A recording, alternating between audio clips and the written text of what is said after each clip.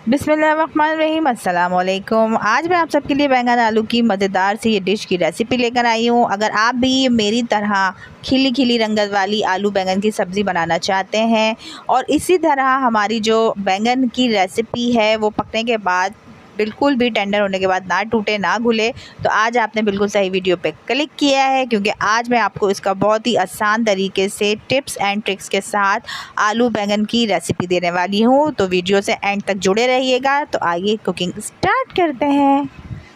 यहाँ जी सबसे पहले मैंने ले लिए हैं आधा किलो बैंगन। मैंने गोल वाले लिए, आप चाहें तो लंबे वाले भी यूज़ कर सकते हैं, क्योंकि सब्ज़ी बहुत अच्छा सीज़न है सब्जियों का, बहुत फ्रेश आ रही है। तो मैंने यहाँ आधा किलो बैंगन ले लिए हैं, इसको कट कर लिया है और एक बाउल में पानी डाल के हम अपने बैंगन को भिगो के रख देंगे। इस तरह ये पहली टिप और ट्रिक्स है जिससे हमारे बैंगन ना पकने से पहले काले पड़ते हैं और ना पकने के बाद।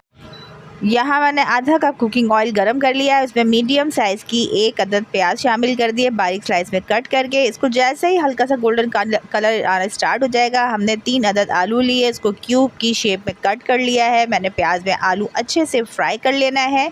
उसके बाद मैंने 1 टीस्पून सफ़ेद ज़ीरा, 1 टीस्पून पिसी मिर्च, 1 टीस्पून हल्दी, हाफ़ टी स्पून कुटी मिर्च और 2 टेबल स्पून भर के पिसा हुआ धनिया पाउडर शामिल किया है। इसमें हल्का सा 2 से 3 टेबल स्पून के करीब पानी का छींटा दिया है, ताकि मसाला बहुत अच्छे से भुन जाए, ऑयल सेपरेट हो जाए। उसके बाद हमने 3 अदद लाल लाल से टमाटर पील ऑफ करके रफली चॉप करके मैंने आलूओं में डाल दिए हैं। ये सेकंड टिप एंड ट्रिक है, क्योंकि मैंने यहाँ बैंगन शामिल नहीं किए हैं। सबसे पहले मैंने आलू को हल्का सा टेंडर करना है। 3 से 4 अदद मोटी वाली मिर्चें ले ली हैं, उसको रफली चॉप करके आलूओं के साथ मसालों के साथ टेंडर होने के लिए रख दिया है। 5 से 7 मिनट के बाद हमारे आलू अध गले हो गए, मतलब हाफ़ टेंडर हो चुके हैं। अब इस पॉइंट पे हमने फ्लेम को कर देना है फुल तेज़, यानी कि फुल आंच पे हमने इस मसाले को भूनना है। जब मसाला सेपरेट होने लगे, ऑयल अलग होने लगे, तो हमने अपने आलू के साथ बैंगन शामिल कर देने हैं और आलू का जितना भी मसाला था वो हमने बैंगन में अच्छे तरीके से मिक्सअप करना है।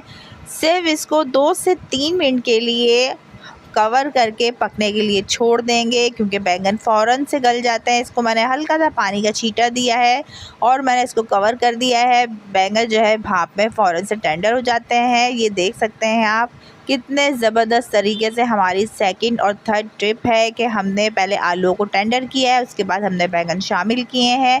आप लोग ये गलती करते हैं कि बैंगन आलू एक साथ शामिल कर देते हैं, इसलिए आलूओं को टेंडर होने में टाइम लगता है, इसलिए आपके जो बैंगन है वो टेंडर होके बिल्कुल फूट जाते हैं।